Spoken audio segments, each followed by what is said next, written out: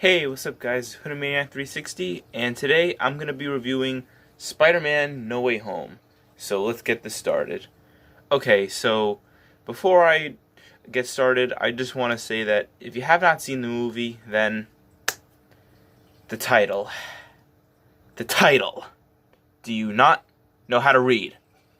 This is a spoiler review. I'm going to do it.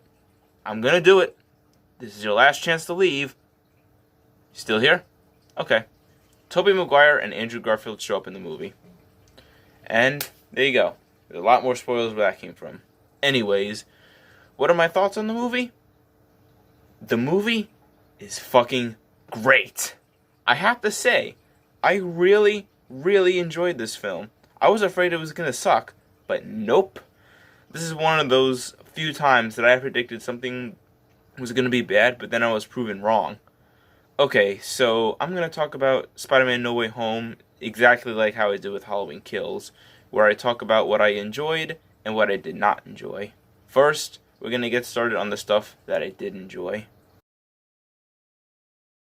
Okay, so the film continues from the end of Far From Home, where Peter's identity was revealed to the entire world, and now he's paying the price.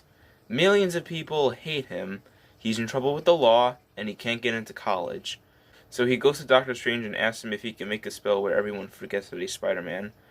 But, of course, as you've seen in the trailer, Peter does not shut the fuck up, and the spell goes horribly wrong and opens a portal to the multiverse. And we see Green Goblin from Spider-Man 1, Dr. Octopus from Spider-Man 2, Sandman from Spider-Man 3, Lizard from The Amazing Spider-Man 1, and Electro from The Amazing Spider-Man 2. The first thing that I liked about this film is obviously the returning villain. Villains. All of them were fucking awesome, especially Green Goblin and Dr. Octopus. And it was cool seeing them interact with each other. Another thing was that Green Goblin was absolutely terrifying in this one, just like Spider-Man 1.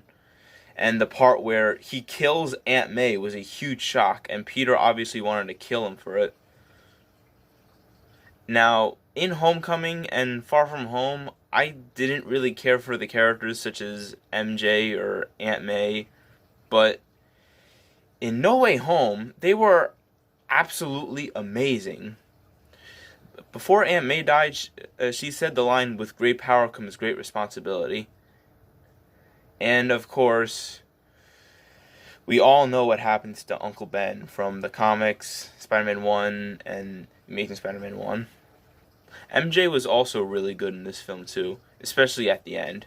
And, of course, how could I talk about Spider-Man No Way Home without mentioning Tobey Maguire and Andrew Garfield?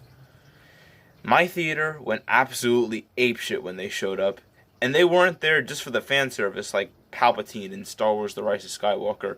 No, they actually had stuff to do, and it was amazing seeing the three Spider-Men interact with each other. Oh, and if you were wondering, they also did the meme where the three Spider-Men are pointing at each other. That was great. My favorite scene with Andrew Garfield was when MJ fell, which was the scene at the end of the second trailer.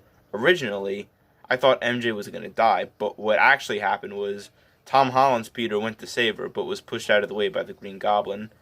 And then Andrew Garfield's Peter saved her, which I guess he redeemed himself after what happened with Gwen Stacy in The Amazing Spider-Man 2.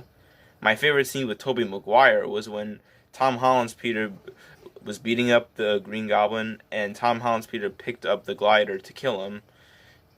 But before he could, Tobey Maguire's Peter stops him from doing it because he doesn't want Tom Holland's Peter to go through the same thing that he went through when he killed the guy who we thought killed Uncle Ben. Then after Tom Holland's Peter realizes what he was about to do was wrong, the Green Goblin fucking stabs Tobey Maguire's Peter, but thankfully he doesn't die. I should also mention that the plan to stop the villains was to create an antidote to get rid of, I guess, their evil side, and believe it or not, it worked. The last thing that I liked that I'll be talking about is the ending. My God, the ending. I never expect this kind of ending from any Spider-Man movie ever, not even the Maguire movies.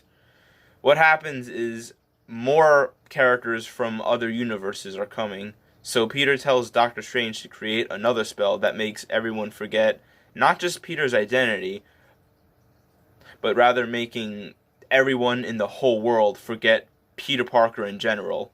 This includes Doctor Strange, Ned, and MJ. You don't want him to do this, but you understand why he has to. And the movie ends with no one knowing who Peter is. And Peter is on his own, and he's continuing to be Spider-Man, setting up the next trilogy, because there definitely is going to be another one. Holy crap, that was a lot.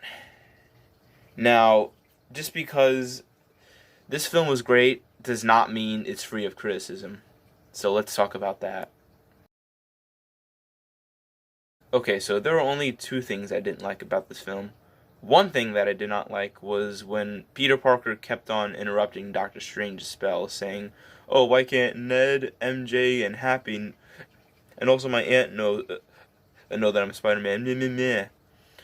Why the fuck can't he just tell them himself? This is so stupid. He could have just told them, and none of this wouldn't have happened. Aunt May would still be alive, and Peter wouldn't be completely alone. The other thing that I did not like in this film was when Sandman betrayed Peter along with Green Goblin and Electro.